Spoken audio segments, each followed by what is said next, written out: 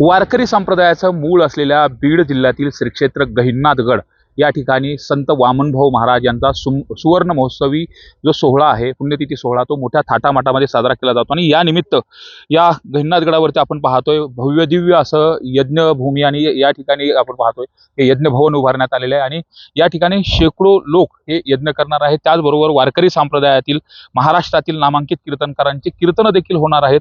हा जो उत्सव आहे तो मोठ्या थाटामाटामध्ये साजरा केला जातो। तसं पाहिलं तर बीड जिल्ह्यामध्ये आध्यात्मिक केंद्र आणि आध्यात्मिक शक्ती केंद्रामध्ये गहिनीनाथगड असेल, त्याचबरोबर भगवानगड, नारायणगड हे आधी महत्त्वाचे आहेत। मात्र वारकरी संप्रदायाचं ज्या ठिकाणाहून मूळ मानलं जातं तो गहिनीनाथगड, आणि याच गहिनीनाथगडावरती हा उत्सव हा मोठ्या थाटामाटामध्ये साजरा केला जातो। विशेष लाखो भाविक भक्त या ठिकाणी राज्यभरातून नव्हे तर देशभरातून लोक या ठिकाणी येत असतात। आपण समोर पाहतोय जो कीर्तन मंडप आहे तो कीर्तन मंडप देखील भव्यदिव्य प्रमाणातला कीर्तन मंडप आहे आणि इथं शेकडो एकरमध्ये ही जी तयारी आहे ती तयारी सुरू आहे। विशेषतः येणाऱ्या प्रत्येक भाविकांना व्यवस्थित पद्धतीनं हा जो सोहळा आहे याचा लाभ घेता यावा या दृष्टिकोनातून तयारी देखील केलेली नियोजन समिती आहे। अन्नदानाची देखील स्वतंत्र व्यवस्था करण्यात आलेली आहे। त्याचबरोबर जे वारकरी मंडळी येणार आहेत त्यांच्यासाठी देखील स्वतंत्र व्यवस्था करण्यात आलेली। नेमका हा उत्सव कसा असणार आहे, त्याचबरोबर काही राजकीय मंडळी देखील या ठिकाणी उपस्थित राहतात। नेमकं हा सोहळा साजरा करण्यापाठीमागं त्याचबरोबर इथलं महत्त्व काय आहे हे जाणून घेण्याचा आपण प्रयत्न करू। आपल्यासोबत महंत विठ्ठल महाराज आहेत। बाबा, गडाची महती खूप मोठी आहे, वारकरी संप्रदायाचं मूळ आहे आणि आज सुवर्ण महोत्सवी पुण्यतिथी महोत्सव साजरा केला जातो। हा उत्सव साजरा होत असताना श्री संत सद्गुरू वामनभाऊ महाराजांना समाधीस्थ होऊन 50 वर्ष पूर्ण होत आहेत। लाखो भाविक दर वद्य एकादशीला दरमहा 2 ते 2.5 लाख समाज असतो। उद्या देखील पहिला दिवस आहे, आरंभ आहे, 3 जानेवारी आहे 2026 ला। ग्रामस्थ मंडळी चिंचोलीचे तरुण मंडळी यांनी जवळजवळ 11 ते 15 लाख रुपये खर्च करून पहिल्या दिवशी गुलाबजांबूची पंगत, तशीच रोज मिष्टान्न अशा प्रकारची पोळी आहे, गुलाबजांबू आहेत, लाडू आहेत, जिलेबी, अनेक प्रकारचे रोज मिष्टान्न वेगवेगळी आहेत। या भाविकांसाठी समाजच समाजाची व्यवस्था व्यवस्थित करतोय। मात्र इथं यज्ञ पहिल्यांदाच आपण पाहतो की यज्ञ मंडप देखील खूप मोठा भव्य दिव्य दिलेला आहे। वारकरी संप्रदायातले कीर्तनाचा कार्यक्रम तर त्या ठिकाणी होणार आहे, मात्र यज्ञ कशा पद्धतीने असणार आहे आणि संत तसं पाहिलं तर विश्व शांतीच्या दृष्टिकोनातून आणि कल्याणाची अपेक्षा करत असतात, तर या यज्ञ हा कुठला यज्ञ असणार आहे, कशा पद्धतीने विश्व कल्याणाची यातून कामना केली जाणार? हा यज्ञ दुरितांचे तिमिर जावो, विश्व स्वधर्म सूर्य पाहो, जो जे वांछील तो ते लाहो प्राणी जातो, सर्व समाज सुखी व्हावं याच्यासाठी सर्व देवतेंचं आवाहन करून हा भव्य दिव्य अशा प्रकारचा 57 कुंडी हा यज्ञ मंडप आहे। भव्य अशा प्रकारचा शेकडो एकर जमिनीमध्ये याची व्यवस्था, राहण्याची, भोजनाची आणि वारकरी संप्रदायाची जी कार्यक्रमाची जी परंपरा आहे त्या परंपरेप्रमाणे कार्यक्रम होणार। आज 50 वर्ष बाबांना या ठिकाणाहून भाऊंना त्यांचा पुण्यतिथी उत्सव 50वा साजरा केला जातो। वारकरी संप्रदायाची ही परंपरा अव्याहतपणे तुम्ही देखील चालवताय, लोक देखील सगळे कनेक्ट होत आहे। आज सामाजिक जी परिस्थिती आहे या परिस्थितीवरती गहिनीनाथगडाने उत्तर कशा पद्धतीने दिलं आहे? उत्तर एकच आहे की आकृती नाही कृती। फक्त सर्व समाजाचा हा अधिकार आहे प्रत्येकाचा की मग या संसार जीवनातून मुक्त होण्यासाठी, आणि म्हणून सर्व जीवांना विश्व स्वधर्म पाहो, स्वतःचा धर्म काय असेल तर आपला उद्धार, आत्मोद्धार करून घेण्याचा हा जो काही श्री संतांनी ऋषीमुनींपासून चालत आलेली परंपरा, जी परंपरा आहे तीच परंपरा श्री गहिनीनाथ महाराज आणि श्री गहिनीनाथांपासून वारकरी संप्रदाय आरंभित होतो, तीच परंपरा आजपर्यंत अव्याहतपणे श्री क्षेत्र गहिनीनाथगड संस्थांच्या माध्यमातून चालू आहे। या पुण्यतिथी उत्सवामध्ये काही विधायक कार्यक्रम देखील घेतलाय, शिबिरं देखील घेतली जात आहेत, नेमकी ती कशा पद्धतीने असणार आहेत आणि येणाऱ्या भाविकांना काय आव्हान असेल? सर्व भाविकांना या ठिकाणी आरोग्य, भोजन, निवास आणि श्रवण, आत्मोद्धार आणि या ठिकाणी विविध प्रकारची जी काही वक्ते म्हणण्यापेक्षा महापुरुष आणि यांच्या मुखातून सर्व समाज सुखी व्हावं याच्यासाठी नक्की हे प्रदर्शन, हे आत्मदर्शनाचा हा कार्यक्रम आहे। इथे येणाऱ्या लाखो भाविकांसाठी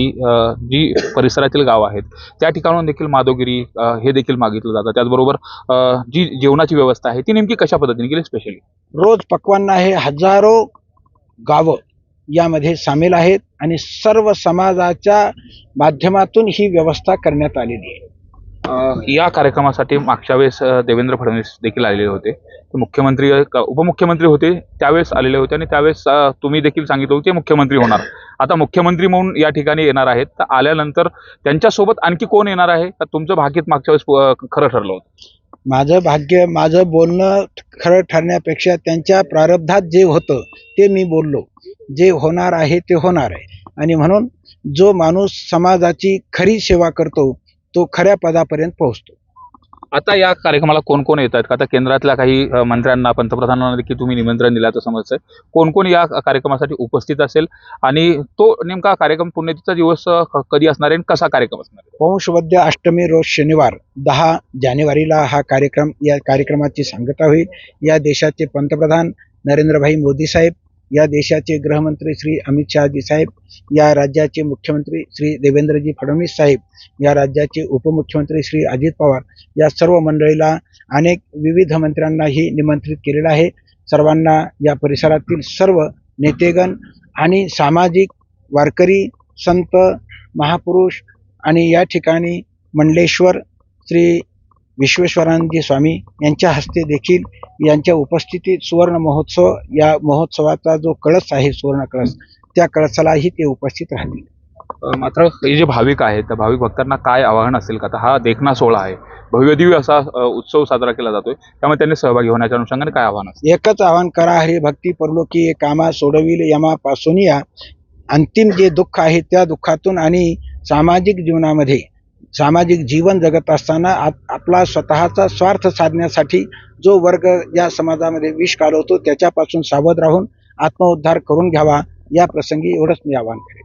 गहिनीनाथ गडाचा जो प्रसाद आहे तो प्रसाद नगद मिळतो. विशेषतः इथं आल्यानंतर, दर्शन घेतल्यानंतर आशीर्वाद देखील नगद अनेकांना मिळाला आहे. जसं देवेंद्र फडणवीसांचं तुम्ही उत्तर सांगितलं आणि ते परत मुख्यमंत्री झाले, उपमुख्यमंत्री असताना आले आणि परत मुख्यमंत्री झाले. तर हा जो आशीर्वाद आहे, ही जी पुण्यभूमी आहे, या संदर्भात काय सांगाल? ही भूमी कसं आहे की सिद्ध महापुरुषाची भूमी, हजारो वर्ष त्या ठिकाणची माती देखील काम करते. माणसं तर करतील यात नवल नाही. आणि म्हणून ते या गडाचे निश्चिम भक्त आहेत, देवेंद्रजी फडणवीस साहेब. आणि ते म्हणाले की मी दत्तक म्हणून, या गडाचा दत्तक पुत्र म्हणून मी काम करीन. मी न की कुठल्याही, माझ्याकडे या अवकात नाही आणि माझं ताकदही नाही माझी.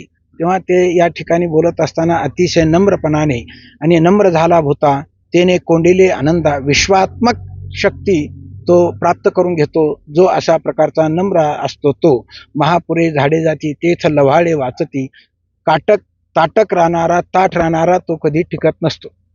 वामन भाऊंचा कणखरपणा, त्यांचा आशीर्वादाची वृत्ती, त्याचबरोबर वैराग्याची वृत्ती, हे देखील सर्व भाविक भक्तांनी अनुभवलेली होती.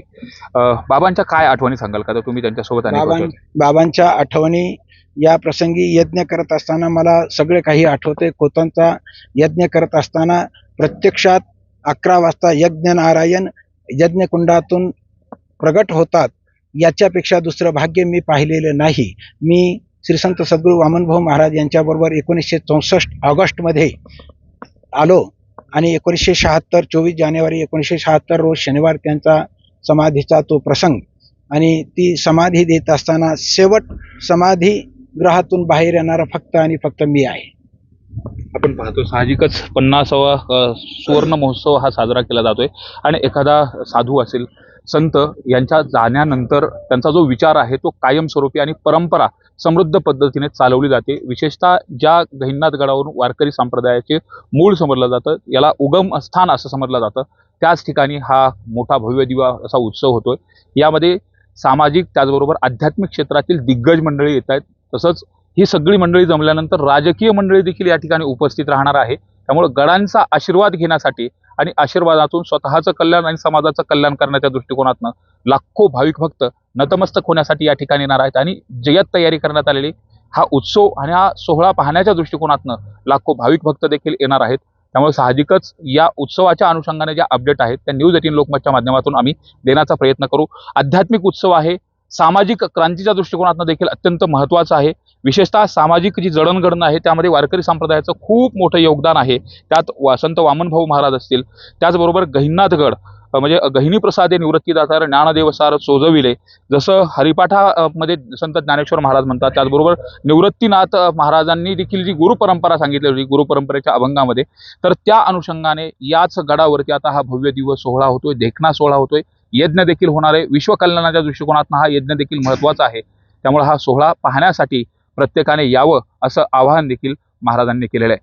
सुरेश जाधव, न्यूज 18 लोकमत, बीड.